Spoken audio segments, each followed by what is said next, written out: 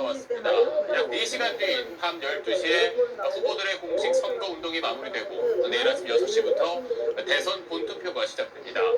대통령 파면 결정으로 치러지는 보궐선거여서 새 대통령은 당선과 동시에 곧바로 임기를 시작하게 됩니다. 그래서 취임 행사는 모레 국회에서 열릴 걸로 보이는데 대선 전날인 오늘 뉴스는 그런 점에서 국회에서 먼저 전해드리겠습니다. 국회를 바로 연결하겠습니다. 자, 이현영 앵커 전해주시죠. 네, 국회 스튜디오입니다. 대선을 하루 앞둔 국회는 차분한 분위기입니다. 당선과 함께 대통령 임기가 시작되기 때문에 모레 취임식이 이곳에서 열리더라도 비교적 간소하게 진행될 걸로 예상됩니다.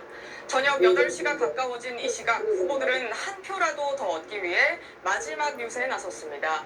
그 현장을 차례로 연결해 보겠습니다.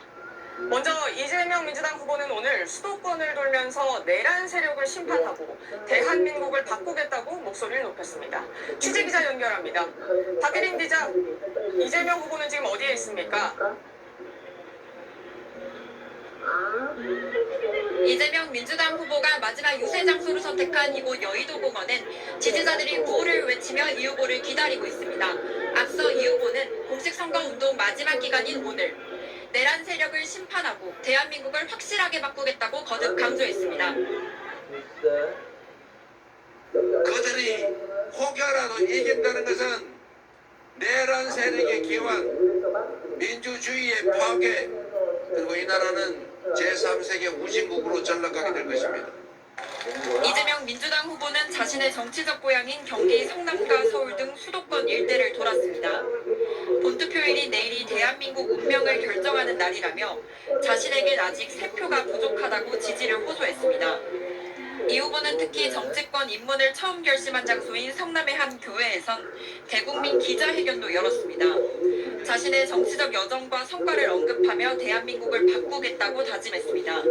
성남에서, 경기도에서, 그리고 민주당에서 한 것처럼 이제는 대한민국을 확실히 바꿔보겠습니다. 이 후보는 자신이 집권한다면 가장 먼저 경제 상황 점검을 지시해 민생 경제 회복에 주력하겠다고 말했습니다. 또 자신을 지지했든 안 했든 국민을 편가르지 않겠다며 국민 통합을 거듭 강조했습니다. 이 후보는 마지막 유세 후 SNS 라이브를 통해서 유권자들과 만난 뒤 공식 선거운동을 마무리합니다. SBS 박예린입니다.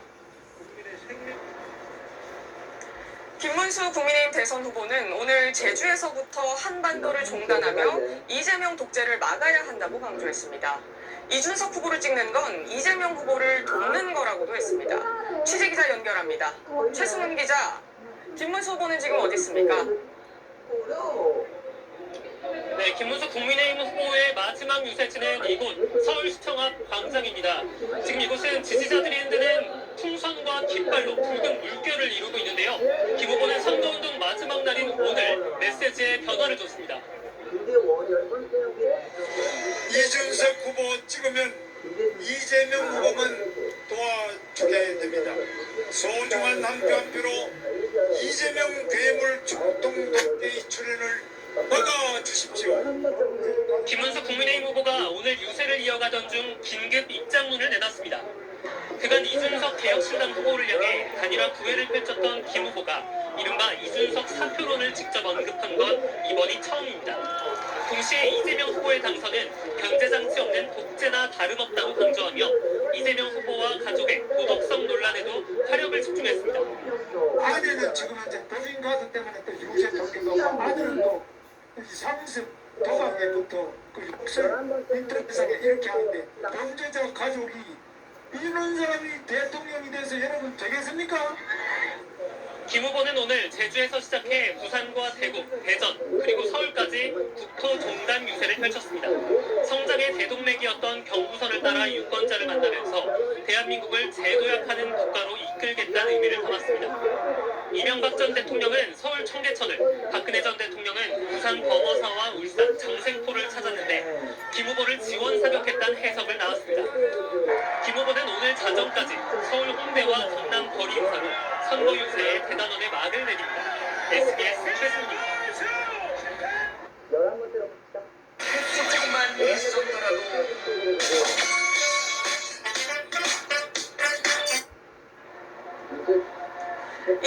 개혁신당 후보는 오늘 수도권에서 시작해 대구에서 유세를 마무리했습니다. 자신에게 주는 표는 범보수 세력이 새로 시작해보라는 일종의 시드머니라면서 지지를 호소했습니다. 권영국 민주노동당 후보는 서울 지하철역 곳곳을 찾아 마지막 유세를 펼쳤습니다. 조윤아 기자의 보도입니다. 선거운동 기간 대학에서 학생들과 식사를 함께하는 일정을 이어온 개혁신당 이준석 후보. 오늘도 경기도의 한 대학에서 학식을 먹는 걸로 일정을 시작했습니다. 자신만이 유일한 범보수 진영의 대안이라며 이번 선거를 통해 젊은 세대가 주도하는 새로운 보수를 보여줘야 한다고 지지를 호소했습니다. 미래를 위한 보수 진영의 초승달이 차오른다는 그런 심정으로 시드머니로 이제 이준석에 대해서 선명한 투자를 하셔야 된다. 경북 경산을 거쳐 마지막 유세지론 보수의 심장이라 불리는 대구를 찾아 새 보수로 거듭나자고 강조했습니다. 선거를 하루 앞둔 날까지도 국민의힘 쪽에서 단일화 얘기가 나오자 이 후보는 다시 한번 선을 그었습니다. 이재명 민주당 후보를 비판하는데 국민의힘이 무임승차한 것 아니냐고 목소리를 높였습니다. 국민의힘이 지금 결국에는 사표 심리니 뭐니 하면서 또다시 보수 진영에 자신들에게 경쟁될 수 있고 기득권을 몰아낼 세력을 발산하려고. 이준석 후보는 포퓰리즘에 찌든 세력도 집권할 자격이 없다고 이재명 후보를 동시 겨냥했습니다. 권영국 민주노동당 후보는 오늘 유세지로 장애인 이동권 시위가 열리는 서울 해화역, 하청업체 노동자가 작업도중 숨진 구의역 등을 찾았습니다. 더 이상 일하다 죽지 않는 사회, 안전한 일자리를 만들겠다는 각오로 노동자들이 안전하게 일할 수 있는 사회를 만드는데, 권 후보는 잠시 뒤 서울 보신강 유세를 마지막으로 22일간의 선거운동을 마무리합니다. SBS 조윤아입니다. 세계 3대 투자자로 꼽히는 짐 로저스 회장이 이재명 후보를 지지했는지를 놓고 진실 공방이 가열되고 있습니다. 이 지지 선언을 발표했던 쪽에선 짐 로저스가 이 후보를 지지한 게 사실이라고 해명 중인데, 이 짐 로저스 회장의 선언문엔 지지라는 표현은 없었고, 이 로저스 회장도 SBS에 그 누구도 지지한 적 없다는 입장을 전해왔습니다. 배준우 기자가 취재했습니다.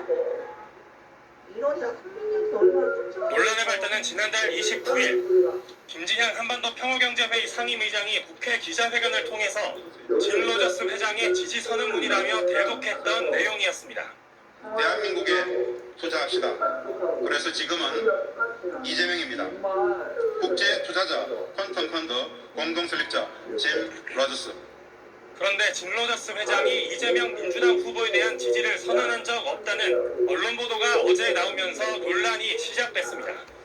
그러자 김 상임의장은 SNS에서 선언문 초안에 담겼던 강력한 지지라는 표현을 로저스 회장의 의견을 토대로 빠진 게 맞지만 최종 선언문엔 이재명 후보의 실용적인 접근 방식에 주목하고 있다는 표현이 담겼고, 로저스 회장도 이를 받아들였으니 지지가 맞다는 주장을 폈습니다. 이에 대해 국민의힘은 이 정도 거짓말이면 이재명 후보가 사퇴하는 게 맞다며 대충 꼬리 자르기 하지 말라고 날을 세웠습니다. 거의 국제사기 대선 후보, 보이스피싱 대선 후보라고 봐야 될 것 같습니다. 뭔가 활기가 돌긴 돌았으니까 아무 문제 없는 것입니까? 민주당은 이렇게 반박했습니다. 짐 로저스의 생각은 저희들이 확인했다 이렇게 해명을 하고 있는 상황으로 저는 알고 있고요. 짐 로저스 측과 소통을 하고 있는 것으로 알고 있습니다. 로저스 회장은 SBS 이메일 질의에 이번 대선에서 그 누구도 지지한 적이 없다고 답변했습니다. SBS는 김진양 상임의장에게서 직접 설명을 듣기 위해 문자 메시지를 보내고 여러 차례 전화를 시도했지만 연락이 닿지 않았습니다. SBS 배준우입니다. 보수단체 리박스쿨이 김문수 국민의힘 후보에게 유리하도록 여론 조작을 했다는 의혹과 관련해 논란이 이어지고 있습니다. 민주당은 과거 김 후보가 이 단체 대표와 행사에 나란히 참석한 영상을 공개하며 거듭 김 후보의 연루 의혹을 제기했습니다. 국민의힘은 근거 없는 정치 공세라고 맞섰습니다. 이 내용은 김상민 기자입니다. 민주당은 김문수 국민의힘 후보와 리박스쿨 대표로 알려진 손모 씨의 새로운 연결고리가 확인됐다며 지난 2022년 4월 촬영됐다는 영상을 오늘 공개했습니다. 민주당은 영상에서 두 사람은 한 극우 인사 추모대회에 나란히 참석하고 있다고 밝혔습니다. 이재명 후보도 리박스쿨 의혹은 사이버 내란이라고 주장하면서 김 후보를 향해 책임 있는 답변을 내놓으라고 몰아붙였습니다. 국가의 예산을 전용해서 일종의 국가의 권력을 일부 이용해서 이재명 나빠, 김문수 좋아 이런 댓글을 조직적으로 쓰고 국민 여론을 조작해서 리박스쿨과 김 후보의 연관성에 선을 그어온 국민의힘은 정치인이 행사장에서 오가며 만난 걸 갖고 지금의 현상에 대입하는 것 자체가 증거도 없는 음모론이라고 반박했습니다. 그러면서 가장 상징적 댓글 사건은 민주당에서 일어났던 드루킹 사건이라고 맞받았습니다. 댓글 조작의 원조 드루킹 세력이 듣도 보도 못한 듣보잡 리박스쿨 농천을 엮고 김대욱 병풍 생태탕 김만배 신앙님 가짜 인터뷰 등을 떠올리게 하는 리박스쿨 측은 입장문을 통해 리박스쿨은 순수 시민단체라면서 자격증을 미끼로 댓글 공작팀을 모집했다는 주장은 새빨간 거짓말이라고 주장했습니다. 양당의 공방이 이어지는 가운데 교육부는 어제 리박스쿨의 손모 씨를 교육정책 자문위원회에서 해촉했습니다. 윤석열 정부에서 시작된 늘본 프로그램과 리박스쿨의 연관성에 대한 조사도 진행합니다.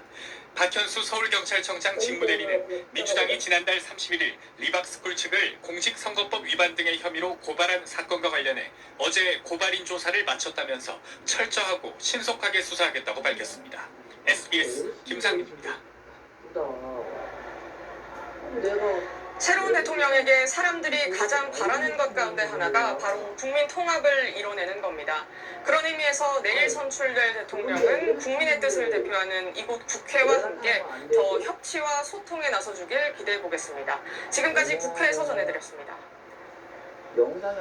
네, 계속해서 대선 소식 알아보겠습니다. 본투표 시작까지 이제 약 8시간 정도 남았습니다. 국민의 선택만을 남겨둔 이 시점에서 그럼 각 당이 보고 있는 지금 판세는 어떤지 살펴보겠습니다. 이 내용 김기태 기자 취재했습니다.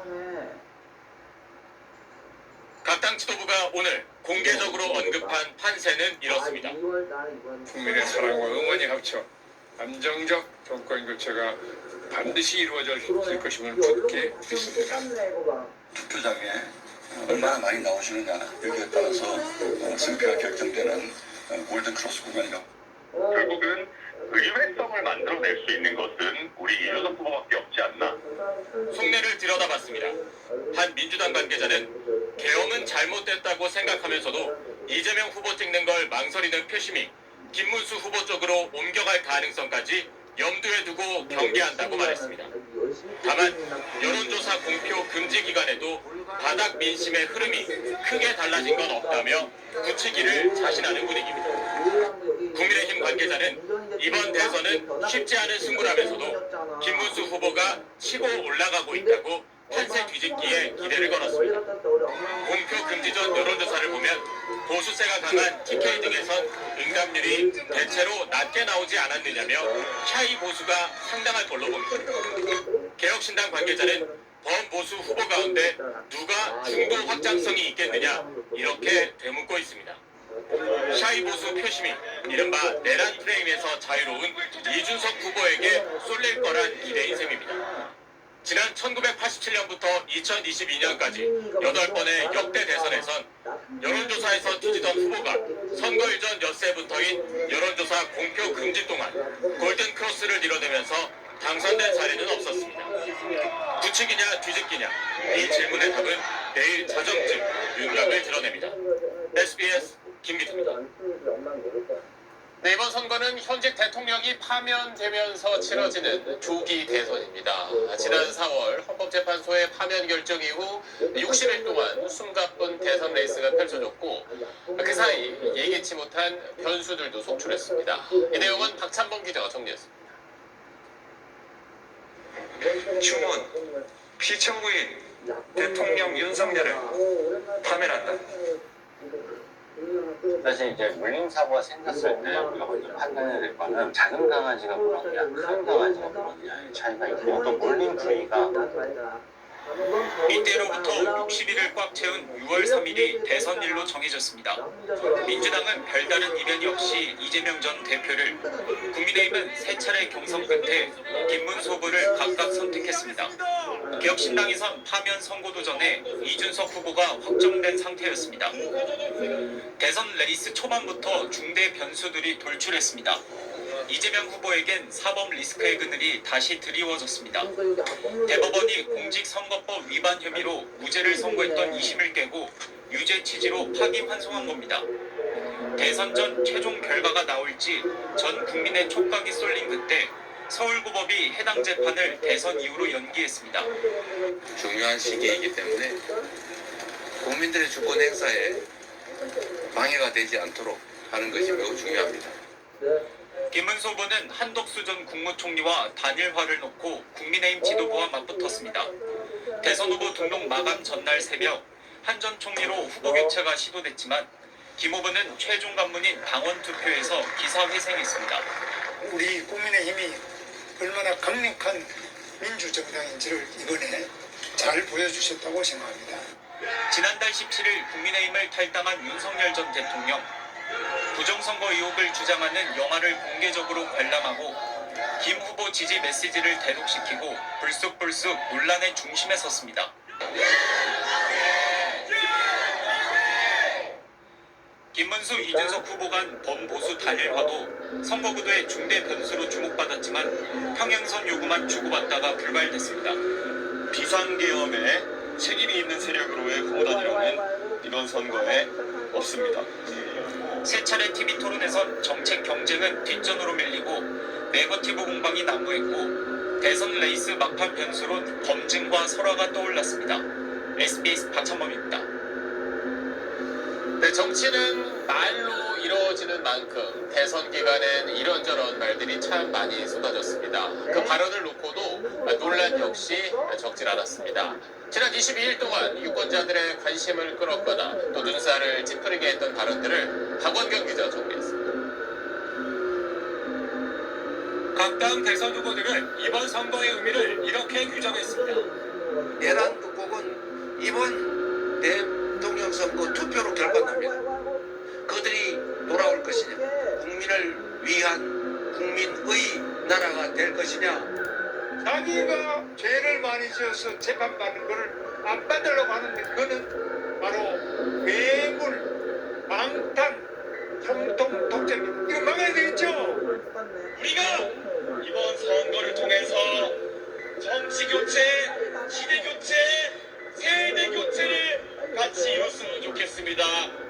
차별과 불평등을 극복하고 이것을 제대로 해결할 수 있는 그런 정치적인 환경을 만들어내는 것. 유세와 TV 토론에서 돌출한 후보의 발언이 논란을 낳기도 했고 커피 한 잔 팔면 8,000원에서 10,000원을 받으시는데 원가가 내가 알아보니까 120원이더라. 가락시장 이거는 여성 혐오에 해당합니까? 아닙니까? 그건 뭐 답변하지 않겠습니다. 각 진영 유력 인사들의 발언을 논란을 증폭시켰습니다. 대통령 후보 배우자라는 자리가 이 설란영 씨의 인생에서 거기 갈 수 없는 자리예요. 그래서 이 사람이 지금 이렇게 발이 공중에 떠 있어. 그러니까 제정신이 아니다 그런 뜻이죠. 윤석열 대통령 호수문, 지금 이 나라는 절체절명의 위기에 처해 있습니다. 선거 막바지 거대 양당 후보들은 통합과 반성을 내세워 지지를 호소했습니다. 무슨 이념이니 가치니 그거보다 중요한 거 먹고 사는 문제 아닙니까? 좌파 우파 우리는 그런 거 안 합니다. 우리는 실력파입니다. 실력파. 계엄을 한 부분에 대해서 사과를 드리겠습니다. 그리고 탄핵으로 고생하신 여러분들에게 진심으로 죄송스럽게 생각합니다. SBS 박원경입니다. 네, 역대 대선을 살펴보면 양자 후보일 때는 대개 박빙으로 흘러가고 또 후보가 여러 명일 때는 대부분 큰 표차로 승부가 갈리는 양상을 보였습니다. 500만 표 이상의 압도적인 승리를 거둔 후보가 있는가 하면 30만 표 이하, 득표율 1%포인트 이하의 살얼음판 승부도 있었습니다. 이 내용은 안정식 기자가 짚어봤습니다. 87년 직선제 개헌 이후 역대 대선에서 가장 박빙 승부는 3년 전 대선이었습니다. 당시 윤석열 국민의힘 후보는 1639만여 표를 얻어 1614만여 표를 얻은 이재명 민주당 후보에 이겼습니다. 위대한 국민의 승리가 아닌가 그렇게 생각을 합니다. 표차는 24만여 표, 득표율 차이는 0.73%포인트에 불과했습니다. 윤 후보는 대선 사상 가장 많은 표를 얻었고 이 후보는 1600만 표 이상을 얻고도 떨어진 대선 사상 최다 득표 낙선자였습니다. 87년 이후 접전으로 분류되는 대선은 1997년, 2002년, 2012년입니다. 1997년 대선에서 김대중 새정치 국민의힘 후보는 1032만여 표, 40.3%의 득표율로 이회창 한나라당 후보를 39만여 표, 1.6%포인트 차이로 제치고 당선됐고 2002년 대선 때 노무현 새천년 민주당 후보가 1200만여 표, 48.9%의 득표율로 이회창 한나라당 후보를 2.3%포인트 앞서 이겼습니다. 2012년 대선의 경우 박근혜 새누리당 후보가 1577만여 표, 51.6%를 얻어 문재인 민주통합당 후보를 3.6%포인트 앞서 당선됐습니다. 이는 87년 이후 유일한 과반대표 사례이기도 합니다. 반대로 표차가 컸던 대선은 언제였을까? 2017년 대선에서 문재인 민주당 후보는 1342만여 표, 41.1%의 득표율로 홍준표 자유한국당 후보를 557만여 표, 17.1%포인트 차이로 따돌리고 당선됐습니다. 87년 이후 대선에서 가장 큰 표차였습니다. 지금 제 머리는 통합과 공존의 새로운 세상을 열어갈 청사진으로 가득 차 있습니다. 2007년 대선은 득표율 차이가 87년 이후 가장 컸습니다. 이명박 한나라당 후보가 1149만여 표, 48.7%로 정동영 대통합 민주신당 후보를 이겼습니다. 경제의 선진화와 삶의 질의 선진화가 함께 가는 시대를 열어야 합니다. 두 사람의 득표율 차이는 22.6%포인트나 됐습니다. SBS 안정수입니다. 네, 정치부 손기준 기자와 이야기 더 나눠보겠습니다. 자, 지난주 이틀 동안 실시됐던 사전투표율이 이제 역대 두 번째로 높았는데 내일 이제 본투표율이 얼마나 되는지도 궁금합니다. 이 투표율이 높냐 낮냐에 따라서 어느 쪽이 좀 더 유리하다 이런 게 있을까요? 일단 이번 대선의 사전투표율이 34.74%였는데요. 역대 이제 3년 전 대선보다 조금 낮았는데 역대 전국 단위 선거에서 두 번째 기록입니다. 그래서 내일 본투표율까지 조금 더 지켜봐야 할 것 같긴 한데 각 당 모두 투표율이 높으면 자기한테 유리하다고 생각하고 있습니다. 먼저 민주당은 투표소로 가는 유권자가 많을수록 12.3 비상계엄에 대한 일종의 심판론이 작용한 거라고 해석하고 있는데요. 이재명 후보가 오늘 마지막 유세에서까지도 내란 심판론을 강조했는데 같은 맥락이라고 봐야 할 것 같습니다. 반면에 이제 국민의힘은 서구동정 현상을 보인 사전투표율에 주목하고 있는데요. 쉽게 말하면 민주당 지지세가 강한 호남의 사전투표율이 높았고 그리고 국민의힘 지지세가 약한 영남의 사전투표율이 낮았는데 이런 상황에서 본투표율이 높게 나온다. 그러면 그건 영남권을 비롯한 보수층의 결집이 이어진다는 의미라는 겁니다. 이를 기대하듯 김문수 후보는 오늘 부산과 대구를 지나는 경부선 라인을 찾아서 유세를 펼쳤습니다. 개혁신당 역시 마찬가지인데 투표율이 높을수록 아직 표심을 정하지 않은 샤이 보수나 혹은 평일이어서 투표를 하지 못한 젊은 층이 이준석 후보를 향해 많이 투표한 거라는 걸 기대하고 있습니다. 그래서 이준석 후보는 오늘 대구와 대학가를 찾아서 유세를 펼쳤는데 역시 그런 기대가 담겼다고 봐야 할 것으로 보입니다. 이제 공식 선거운동 기간이 얼마 남질 않았는데 오늘 이재명 후보가 자신의 대법원 판결을 놓고 한 발언을 두고 좀 논란이 있었습니다. 한번 들어보셔야 될 것 같은데 오늘 논란이 됐던 이재명 후보의 발언 이겁니다. 네. 일종의 특정일 수도 있는데 얘기를 하면 대법원 쪽에 저한테 직접은 안 오지만 이 소통들이 일어나잖아요. 제가 들은 바로는 빨리 정리해 주자였다고. 빨리 기각해 주자. 깔끔하게. 그랬다고 해요. 자신의 공직선거법 위반 사건에 대해서 대법원이 유죄 취지로 파기환송 결정을 내린 것에 대해서 언급한 건데요. 쉽게 말하면 자신의 사건과 관련해 소통을 했더니 기각해주자에서 바뀌었다라는 내용인 건데요. 이 김문수 국민의 후보는 대법원에 내통자가 있다는 걸 실토한 거냐며 충격적이라고 얘기했고, 국민의힘 역시 사실이라면 사법농단이라고 공세를 폈습니다. 이에 대해 민주당은 이 후보가 대법원과 직접 소통했다고 말한 적이 없다면서도 이 후보가 방송에서 분명히 법원으로부터 직접 들은 이야기가 아니라고 설명했다고 반박했습니다. 네, 끝으로 내일 투표장에 갈 유권자들을 위해서 뭘 좀 주의해야 할지 이런 내용 한번 정리해 주시죠. 일단 투표소 안에선 촬영 행위가 일체 금지됩니다.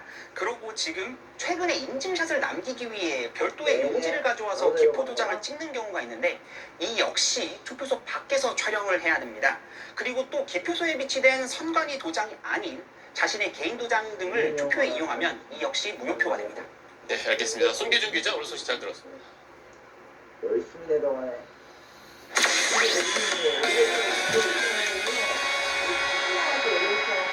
내일이면 대선입니다. 마지막 대선 네컷 정치부 한소희 기자와 이야기 나눠보겠습니다. 자, 오늘 첫 번째 컷은 낯이 익은데요. 민주당 이재명 후보 어린 시절 모습이죠. 네, 이재명 후보 13살 때부터 6년간 소년공으로 일하며 중고교 과정을 검정고시로 마쳤죠. 오늘 한 유튜브 방송에서 10대 소년공 시절의 어린 이재명을 60대 대선 후보 이재명이 안아주는 장면이 공개됐습니다. 한 이 후보의 지지자가 어제 이 후보의 언론 인터뷰를 접하고 과거 사진과 최근 영상을 합성해 만든 영상으로 전해졌는데요. 다시 그 어린 이재명을 만나면 어떤 얘기를 해주고 싶습니까? 그냥 꼭 안아주고 싶어요. 그래요. 꼭 안아주고 싶어요. 아까 그걸로 하네. 이 후보는 오늘 경기 성남을 찾아갔죠. 소년공 이재명이 고난을 겪으면서도 꿈을 키워낸 곳이라고 말했습니다. 네, 다음 컷 보겠습니다. 국민의힘 김문수 후보 유세 현장인데 옷이 또 달라졌네요.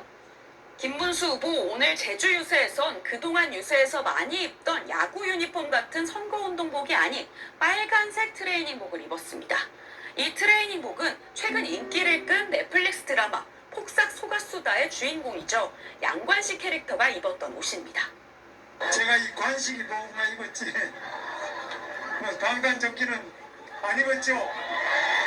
저는 제 아내를 아주 존경하고 또 사랑합니다.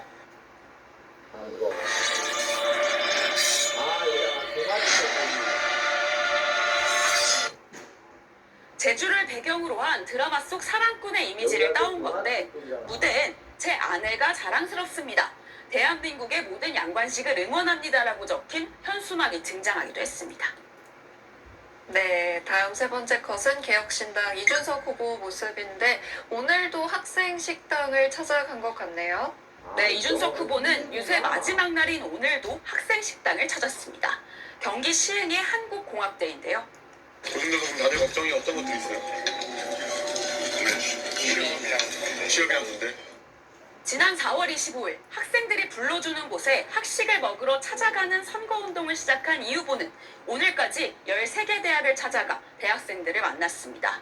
스승의 날인 지난달 15일은 서울 교대생들을 만났고 지난달 21일 경기 성남의 가천대를 찾았을 땐 단일화 설득을 위해 국민의힘 안철수 의원이 찾아와 학식 일정을 함께하기도 했습니다. 네, 마지막은 이제 정말 대선 네컷의 마지막 컷인데요. 끝으로 정리해 주시죠. 네, 저희 대선 네컷 제작진은 지난 4월 9일부터 오늘까지 모두 112컷의 대선 뒷얘기를 전해드렸습니다. 먼저 이재명 후보 소식에선 조심이란 단어가 꽤 등장했죠. 이 후보는 조심 또 조심하는 모습이었습니다. 춤추는 선거운동이 절실하지 않은 모습으로 비치며 어쩌나 하며 댄스 자제령을 내렸다는 소식. 지지자가 후보에게 건강보조식품 한 봉지를 건네자 값을 치르며 선거법 지키려고 조심하는 소식이 전해졌습니다. 김문수 후보는 의상을 유세 전략으로 활용한다는 소식을 전해드린 적이 많았습니다. 청년 농업인들을 만날 땐 밀짚 모자와 수건으로 친근감을 더했고 빨간 체크무늬 셔츠를 입고 밀짚 모자도 썼죠. 빨간 수건도 목에 두른 김 후보 이양기를 몰며 모내기를 했습니다. 가족을 챙기는 이미지를 부각하려는 듯 가족 사랑꾼이라고 적힌 티셔츠를 입은 유세 모습을 전하기도 했습니다. 이준석 후보는 이공계 이야기가 많았습니다. 수학 포기자를 뜻하는 수포자를 위한 공약, 같은 이공계 출신인 안철수 의원과의 1대1 토론이 그런 소식을 전한 컷들이었습니다. 권영국 후보는 정의당에서 민주노동당으로 당명을 바꾼 컷과 캠프 인사가 재활용 선거운동복을 입은 컷이 화제가 됐습니다. 지금까지 대선 내 컷이었습니다. 네, 사전투표 아직 안 하신 분들은 내일 저녁 8시까지 투표를 할 수 있습니다. 그 투표 마감 약 3시간 전부터 SBS는 선거방송 2025 국민의 선택을 시작합니다. 항상 믿고 보는 선거 방송인 만큼 이번에도 준비한 게 많습니다. 김덕현 기자가 자세히 전해드립니다. 여의도 건물 사이로 날아드는 기표도장 모양의 원판. 국회 본관 로텐돌로 진입해서 패널들을 태운 토크 테이블로 변신합니다. 지난해 겨울 광장의 모습을 지나 가상의 대통령 집무실 내부도 훑어봅니다. XR, 확장 현실 기술로 구현한 토크 스튜디오입니다. 게임 제작에 주로 사용되는 언리얼 엔진을 기반으로 SBS가 보유한 국내 최고 수준의 기술력을 집약했습니다. SBS 프로그램 제작에 이미 수차례 XR 기술로 참여한 경험이 저희 팀의 강점입니다. 실제 공간처럼 느낄 수 있도록 보다 생생한 현장감을 담는 데 주력했습니다. 스튜디오 바닥과 좌우 벽면을 가득 채운 대형 LED 패널에 이렇게 XR 디자인을 표출하면 가상의 장소로 들어와 토크쇼를 펼칠 수 있습니다. 라이브 토크쇼에 XR 기술을 전면 적용하는 건 국내 방송사 가운데 처음입니다. 가상의 카메라를 활용해서 좀 다이나믹하고 좀 몰입감 높은 콘텐츠를 제작하기 위한 기술을 좀 사용했습니다. 라이브에 맞게끔 저희가 이제 최상의 이제 안정적인 시스템 구성과 운영을 각 진영을 대표하는 토크 패널진도 국내 첫 시도에 힘을 보탭니다. 인기 유튜브 채널 사장 남천동 진행자인 오창석 민주당 전략자문단 부단장과 3년 전 국민의힘 토론 배틀에서 우승을 거머쥐었던 박민영 국민의힘 대변인 등 4명의 2030 정치인들이 토크쇼 신호탄을 쏘아올립니다. 이어 후반부에 이철희 전 청와대 정무수석과 배현진 국민의힘 의원, 조갑제닷컴 대표가 개표 결과를 심층 분석합니다. SBS 김덕현입니다. 대선 때마다 높은 적중률을 보였던 지상파 3사의 공동 출구조사 결과는 투표가 끝나는 저녁 8시 정각에 공개됩니다. 내일 선거방송에서는 이 출구조사와 또 개표 결과를 비롯해서 시청자들이 가장 궁금해하실 정보를 한 단계 더 진화한 그래픽과 함께 전해드립니다. 이어서 김지혁 기자입니다. 체육복 입고 놀이터에 선 두 사람, 바로 대선 후보들입니다. SBS 선거방송 마스코트 투표로의 구령에 맞춰 유권자들의 마음을 얻으려 치열하게 경쟁합니다. 이번엔 조선시대 도사로 변신한 후보들, 시공간을 넘나들며 민심의 비책을 쫓습니다. SBS가 2025 국민의 선택에서 내놓을 실시간 개표 정보 그래픽 바이폰입니다. 외신에서도 주목한 기존의 화려한 시각 효과에 깊이 있는 분석을 더했습니다. 대통령 선거방송에선 처음으로 스냅샷 기법을 활용했는데 특정 시점과 지금 상황을 비교해 후보별 득표율 추세를 한눈에 알 수 있습니다. 선관위가 보내올 실시간 개표 수치는 저희가 미리 짜놓은 로직에 따라서 재정렬됩니다. 이 상태에서 버튼을 한번 누르면 이 데이터가 그래픽과 합쳐지면서 시청자들이 볼 수 있는 바이폰으로 완성됩니다. 메인 스튜디오는 더욱 입체적으로 변했습니다. 좌우로 움직이는 34m 길이의 LED, 그리고 비밀 공간에 자리 잡은 초대형 110인치 터치스크린에 각종 정보가 펼쳐집니다. 접전지 표심은 물론 민심 역전 지역, 미개표 지역 추적 등 지금 가장 궁금한 부분을 더욱 친절하게 풀어드릴 예정입니다. 소중한 한 표를 행사한 유권자와 시청자 모두에게 드리는 저희 SBS의 자그마한 선물입니다. 꼭 필요한 정보와 재미까지, 그리고 그 이상을 모두 즐기실 수 있도록 최선을 다해 준비했습니다. 2025 국민의 선택은 내일 오후 4시 50분부터 시작되며 방송 3사 출구조사 결과는 투표가 마감되는 저녁 8시 정각에 공개됩니다. SBS 김지욱입니다. 네, 개표가 다 마무리되고 모레 오전쯤 중앙선거관리위원회에서 당선인을 공식 결정하면 그 순간 새 대통령의 임기는 바로 시작됩니다. 앞서 말씀드렸던 것처럼 취임식은 국회에서 열릴 걸로 보이는데 그러면 행사는 어떻게 진행되고 또 대통령 집무실은 어디가 될지 이 내용은 박하정 기자가 짚어봤습니다. 이번처럼 현직 대통령이 파면되면서 벌이 대선이 치러졌던 지난 2017년 5월 10일 대선일 다음날 아침 8시 9분 이후 투표의 다수를 얻은 더불어민주당 문재인을 대통령 당선인으로 결정한다. 중앙선거관리위원장이 당선인을 의결하는 의사봉을 두드림과 동시에 문재인 전 대통령의 법적 임기가 시작됐습니다. 공직선거법상 대통령의 임기는 전임 대통령 임기가 끝나는 다음날 0시부터 시작되지만 대통령 법위에 따른 선거 땐 당선이 곧 임기 시작인 겁니다. 통상 2달 정도인 인수위원회 기간도 없습니다.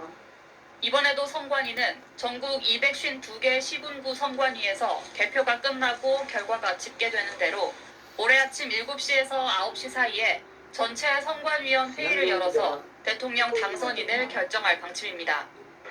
취임식은 문재인 전 대통령 때와 비슷하게 국회 로텐더홀에서 취임 선서 등을 포함한 약식 형태로 진행될 가능성이 큽니다. 행정안전부는 당선 윤곽이 드러나면 당선인 측과 구체적인 형식 일정을 협의할 계획으로 알려졌습니다. 취임식 이후 대통령 집무는 어디서 이뤄질까? 이재명 민주당 후보는 용산 대통령실에서 집무를 시작한 뒤 보수 후 청와대로 옮긴다는 입장이고 김문수 국민의힘 후보는 용산 대통령실을 그대로 쓸 계획입니다. 이준석 개혁신당 후보는 정부 서울청사에 집무실을 새로 마련할 방침입니다. 세 후보 모두 장기적으론 세종시에 집무실을 두겠다고 공약했습니다. 당장 모레부터 대통령이 어느 곳을 관저로 사용할지도 관심인데 이재명 후보 측은 윤석열 전 대통령이 사용했던 한남동 관저를 그대로 쓸지 자택에서 출퇴근할지 등에 대해 밝히지 않고 있습니다. 김문수 후보는 한남동 관저에 입주하겠다는 입장이고 이준석 후보는 한남동 관저엔 들어가지 않겠다는 방침입니다. SBS 박하정입니다. 다음 소식입니다. 충남 태안 화력발전소에서 50대 노동자가 기계에 끼어 숨졌습니다. 비정규직 하청 노동자 고 김용균 씨가 같은 곳에서 숨진 지 6년여 만에 비슷한 사고가 또 난 겁니다. 전용우 기자가 취재했습니다. 오늘 낮 2시 반쯤 충남 태안화력발전소 90호기 종합정비동 1층에서 50대 김모 씨가 숨졌습니다.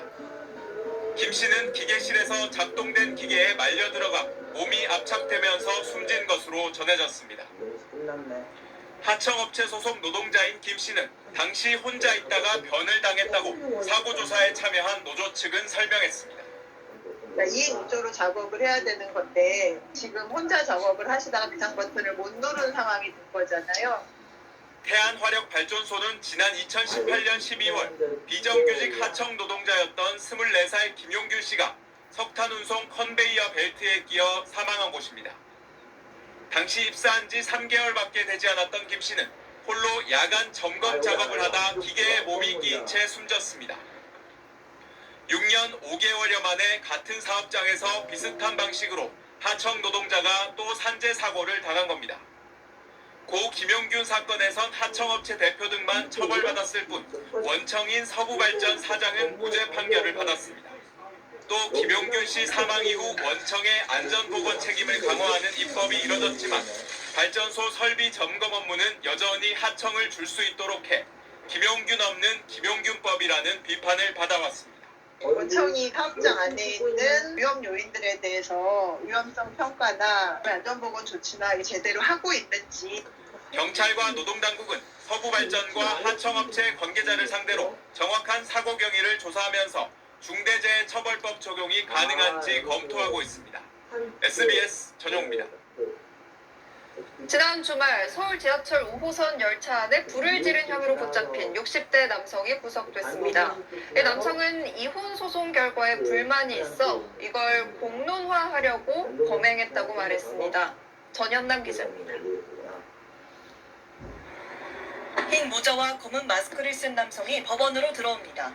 이틀 전 서울 지하철 5호선 열차에 불을 지른 혐의로 경찰에 긴급 체포된 60대 남성 원모 씨입니다. 원 씨는 오늘 오전 서울 남부지법에서 열린 영장실질심사에 출석하며 이혼 소송 재판 결과에 불만이 있어 불을 질렀다고 말했습니다. 이혼 소송 결과에 대해 어떤 부분이 불만이 있으십니까? 소송 결과 공론화하려고 범행하신 겁니까? 원 씨의 쌍둥이 형이라고 주장하는 남성은 최근 해당 재판에서 6억 원 넘는 이혼 위자료 지급이 결정됐다고 주장했습니다. 이혼 추락을 달려는 거죠. 이게 확정 판결 났어요. 2심에서. 15분 만에 영장실질심사를 끝낸 법원은 공공의 안전에 현저한 위험과 심각한 피해가 초래된 점 등에 비추어 범죄가 중대하다며 구속영장을 발부했습니다. 또 도주의 우려가 있고 납득할 수 없는 이유로 사전에 범행 도구를 준비하는 등 재범의 위험성도 있다고 밝혔습니다. 원 씨는 그제 오전 8시 40분쯤 여의나루역에서 마포역으로 향하던 서울 지하철 5호선 열차 안에서 휘발유를 뿌린 뒤 불을 지른 혐의를 받습니다. 이 불로 23명이 연기 흡입 등으로 병원에 이송됐고 129명이 현장에서 처치를 받았습니다. 당시 들것에 실려 나온 원 씨는 손이 그을린 걸 수상히 여긴 경찰의 추궁 끝에 범행을 시인했습니다. 경찰은 원 씨의 휴대전화 포렌식과 CCTV 분석 작업을 통해 정확한 범행 동기와 계획범죄 여부 등을 수사하고 있습니다. SBS 전연남입니다. 우크라이나가 러시아 본토 공군 기지를 드론으로 기습 공격해 전략 폭격기 40여 대를 타격했다고 밝혔습니다. 오늘 열리는 두 나라 2차 휴전 협상도 성과를 내긴 어려울 걸로 보입니다. 곽상은 특파원의 보도입니다. 계류장에 세워진 비행기에서 화염이 잇따라 치솟습니다. 상공은 순식간에 검은 연기로 뒤덮입니다. 우크라이나가 러시아 본토 공군기지 4곳에 대규모 드론 공격을 감행했습니다. 초음속 장거리 전략 폭격기 등 러시아 군용기 40여 대를 타격해 피해 규모가 우리 돈 약 9조 6천억 원어치에 달한다고 우크라이나는 밝혔습니다. Готували операцію більш ніж 1,5 роки. Планування, організація, всі деталі були ідеально підготовлені. 전선에서 4,300km 이상 떨어진 시베리아 공군기지도 공격을 받았는데 러시아 본토를 이렇게 깊숙이 공격한 건 처음입니다. 거미집이라고 이름 붙여진 이번 작전은 117대의 소형 드론을 러시아에 위장 반입시켜 목표물 인근까지 옮긴 뒤 원격 발사하는 방식으로 진행됐습니다. 드론으로 전투기를 무력화한 이번 공격을 두고 서방 언론들은 전쟁의 판도를 바꾼 2차 세계대전 진주만 공습 충격에 비유하기도 했습니다. 하지만 러시아는 기지 5곳을 공격받았지만 2곳을 빼고는 모두 격퇴했고 항공기 피해도 소수라고 반박했습니다. 러시아도 지난 주말 하루 물량으론 가장 많은 472대의 드론을 우크라이나 전역에 발사해 인명피해가 속출했습니다. 양국의 공방이 격화하면서 오늘 튀르키예 이스탄불에서 열리는 2차 휴전 협상도 의미 있는 결과를 기대하긴 어렵다는 관측이 나옵니다. 양측은 1차 협상 때도 포로 교환에만 합의했을 뿐 휴전이나 영토 문제 등 쟁점에 대해선 이견을 좁히지 못했습니다. 파리에서 SBS 곽상은입니다. 가자 지구에서 식량을 구하러 배급소에 간 주민 수십 명이 이스라엘군 공격으로 숨졌다는 증언이 이어지고 있습니다. 논란이 커지자 이스라엘군이 가짜뉴스라고 반박하고 나서며 진실 공방이 벌어지고 있습니다. 김경희 기자.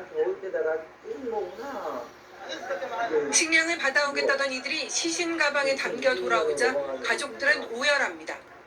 عسى بدي يجيب اكل عيشه اجوا مدفوع لا له لا شايل سلاح ولا شايل سكاكين ولا حاجه رايح بدي يجيب اكل لاولاده. 현지 시간 1일 가자 남부 라파의 구호품 배급소 근처에서 이스라엘군의 공격으로 40명이 숨지고 150명 이상 다쳤다고 하마스 측이 밝혔습니다. 일주일 전부터 구호품 배급소가 운영되고 있는데 배급소 주변에 몰려든 인파를 이스라엘군이 드론과 탱크로 공격했다는 겁니다. هذا مش نقطة إنسانية، هذه نقطة هذه قتل موت، يعني طلق يعني في كان زميلي جنبي أجى طلق بكتفه. 하지만 이스라엘군은 그런 적 없다며 가짜 뉴스라고 반박했습니다. 오히려 하마스가 구호품 전달을 방해하고 있다면서 무장괴한이 주민을 향해 총을 쏘는 영상을 공개했습니다. He's spreading rumors, fake news. He's trying bluntly and violently to stop the people of Gaza from reaching those distribution centers. 배급을 담당한 가자 재단도 CCTV 영상을 보여주며 구호품이 순조롭게 배급되고 있다고 밝혔습니다. 진실 공방 속에 민간인 사상자만 늘어가자 UN 팔레스타인 난민 구호기구는 구호품 배급이 죽음의 함정이 되고 있다며 유엔을 통한 대규모 배급 필요성을 주장했습니다. 또 가자 지구에서 벌어지는 극악무도한 범죄를 국제 언론들이 와서 독립적으로 보도할 필요가 있다고 제안했습니다. SBS 김경입니다. 지난달 가계 빚이 7달 만에 가장 큰 폭으로 늘어났습니다. 다음 달 대출 규제가 강화되기 전에 미리 대출받으려는 수요가 몰리고 있다는 분석이 나오는데요.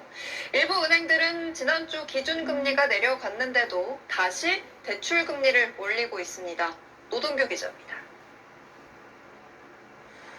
30대 직장인 이모 씨는 요즘 새 주택담보대출을 알아보고 있습니다. 연 4%대인 현재의 대출을 조금이나마 금리가 낮은 모바일 대출로 갈아타려는 겁니다. 그런데 오전 9시가 넘기 무섭게 대출 신청은 마감되기 일쑤입니다. 생활비에 부담이 좀 많이 돼가지고 최대한 대환대출을 좀 적극적으로 알아보고 있는 상황인데 그냥 금방 마감되고 이런다. 은행별로 저금리 비대면 대출을 하루 100여 건 정도로 한정하고 있는데 한도가 금세 소진되면서 매일 대출 오픈런이 일어나는 겁니다. 지난달 가계대출은 5대 은행에서만 약 5조 원이 불어났고 금융권 전체로는 6조 원 이상 증가했습니다. 7개월 만에 최대 폭의 증가입니다. 기준금리 추가 인하와 집값 상승 기대가 강하게 형성돼 있는 상황에서 다음 달부터 3단계 스트레스 총부채 원리금 상환 비율 DSR 규제가 시행되며 받을 수 있는 대출 금액이 줄어들기 때문입니다. 이른바 막차를 타야 한다는 심리가 작용하는 걸로 풀이됩니다. 실제 지난해 9월 2단계 스트레스 DSR 시행 전에도 막차 수요가 몰리며 가계대출이 크게 늘어난 바 있습니다. 주택 공급이 장기 평균의 절반 가까이 떨어질 거라는 것이 여러 선행지표로 나오기 때문에요. 주택 가격을 올릴 거가 예상이 돼서 주택을 구매하고자 하는 수요가 늘어날 것으로 보여서 이렇게 가계대출 증가세가 가팔라지자 우리은행과 K뱅크 등 일부 은행은 다시 주택담보대출 금리를 올렸습니다. 지난주 기준금리가 내려갔는데도 대출금리를 올린 건 대출 총량 관리와 무관치 않습니다. 기준금리와 따로 가는 일부 은행들의 대출금리로 실수요자들만 혼란스러운 상황입니다. SBS 노동규입니다. 얼마 전 산불이 난 지역들 가운데는 복구 작업이 제대로 되지 않은 곳이 많습니다. 특히 불길이 그을려 집안이 약해진 상태인데 흙이 쏟아지지 않게 하는 작업은 땜질식에 그쳤습니다. 장마철이 다가오면서 이곳 주민들은 이젠 산사태 걱정에 불안해하고 있습니다. TBC 박가영 기자입니다. 산불이 휩쓸고 간 대구 함지산. 산등성이를 따라 마치 폭격을 맞은 듯 군데군데 시커멓게 그을린 모습이 한눈에 들어옵니다. 속사정은 더 심각합니다. 나무들은 통째로 숯덩이로 변했고 땅속 뿌리도 화마를 피하지 못했습니다. 당장 장마가 시작된다는데 비를 막아주는 우산 효과와 흙을 잡아주는 말뚝 효과가 모두 사라진 셈입니다. 불에 그을린 집안의 경우 발만 살짝 디뎌도 흙이 쓸려 내려갈 정도로 지지력이 약해진 상태입니다. 극한 호우가 내릴 경우 계곡을 따라 엄청난 양의 토사가 쏟아져 내려올 수 있다는 겁니다. 주민들의 불안은 커질 수밖에 없습니다. 산림청 긴급진단에 따라 함지산 일대 골마기 공사가 진행 중인 지점은 모두 12곳. 골짜기를 따라 상류에는 사방댐 형식의 골마기가 설치됐지만 정작 민가와 인접한 하류 3곳은 임시방편으로 1톤짜리 마대만 쌓았습니다. 마대로 버틸 수 있는 토사량이 고작 5톤 정도에 불과합니다. 여기에다 규모가 작은 골짜기들은 우선순위에서 밀리면서 사실상 방치되고 있는 실정입니다. 획책적으로 설치되어 있다 보니까 바로 흔들릴 수밖에 없고 특히 민가에 가까운 부분에는 제대로 되게 보완해서 설치를. 대구 북구는 골짜기를 따라 조야동명으로 이어지는 구간 광역도로 개설이 예정돼 있어 부득이하게 마대로 시공했다며 응급복구를 마친 후 장기적인 계획을 수립하겠다는 방침입니다. 산불로 인한 상처가 채 아물기도 전에 장마철이 다가오면서 주민들의 불안감이 또다시 커지고 있습니다. TBC 박가영입니다. 중국에선 서남부 지역에 일주일 동안 계속 폭우가 쏟아지면서 홍수와 산사태가 잇따르고 있습니다. 연휴를 맞아 관광지를 찾았던 사람들 800여 명이 긴급 대피하기도 했습니다. 베이징 정영태 특파원의 보도입니다. 중국 윈난성 무장주 두룬강입니다. 강변에 위태롭게 서 있는 한 3층 건물을 주민들이 불안한 눈빛으로 바라봅니다. 건물을 바치는 집안이 거센 흙탕물에 반쯤 깎여 나갔습니다. 물살이 계속 강해지면서 흙이 더 많이 떨어져 내리자 건물은 더 이상 버티지 못하고 강물 속으로 쓰러졌습니다. 중국 서남부 지역에 일주일간 폭우가 계속되면서 홍수와 산사태 피해가 속출하고 있습니다.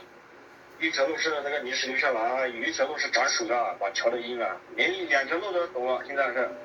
마을 바로 옆 하천에는 쓰러진 나무와 토사까지 섞인 물이 무서운 속도로 밀려 내려옵니다. 산사태로 무너진 비탈 아래로 대형 화물차가 미끄러지고 뒤에 있던 다른 화물차도 뒤따라 서서히 아래로 향하더니 결국 물살 속으로 곤두박질 칩니다. 피해가 집중된 윈난성에서만 이재미 수천 명이 발생했고 도로와 교량이 파손, 유실된 곳이 100여 곳에 달한다고 재난당국은 밝혔습니다. 일부 지역 누적 강우량이 250mm를 넘어 지난해 같은 기간 4배를 넘었습니다. 단오절 연휴를 맞아 윈난성 관광지를 찾았던 여행객들 중 800여 명이 긴급 대피했고 명승지도 잇따라 폐쇄됐습니다. 정확한 인명피해는 아직 집계되지 않고 있지만 여전히 고립된 사람들이 많고 내일도 폭우가 예보돼 큰 피해가 우려됩니다. 베이징에서 SBS 정영태입니다. 올해 국내 첫 지카 바이러스 감염증 환자가 지난달 30일 제주에서 신고됐습니다. 이 환자는 지난달 중순 9일간 인도네시아를 여행했는데 이때 모기에 물려 감염된 것으로 추정됩니다. 지카 바이러스에 감염되면 발진과 발열, 결막 충혈, 관절통 등의 증상이 나타나는데 예방 백신이나 치료제가 없어 특히 동남아 국가를 방문할 땐 모기에 물리지 않도록 주의하라고 방역 당국은 당부했습니다.